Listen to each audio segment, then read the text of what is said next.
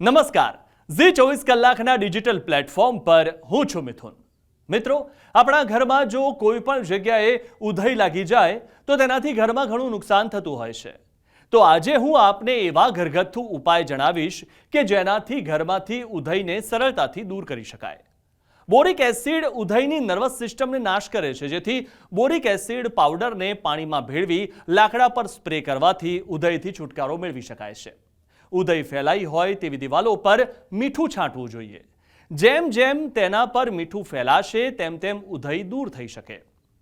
લીમડાનું તેલ ઘણા જંતુઓ, ઉધઈ અને બેડ બગ માટે ઝેરી છે, ત્યારે ઉધઈથી અસરગ્રસ્ત વિસ્તારને લીમડાના તેલથી એવી રીતે ઢાંકી દો કે ઉધઈ તેને ખાઈને મરી જાય।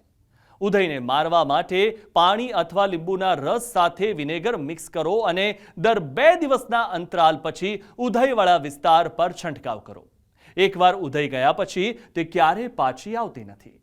સૌથી ખાસ વાત કે ઉધઈ ભીની જગ્યાએ જોવા મળે છે, એટલે ઘરની અંદર અને બહાર બંને બાજુ પાણી લીકેજ ન થાય તેનું ખાસ ધ્યાન રાખજો।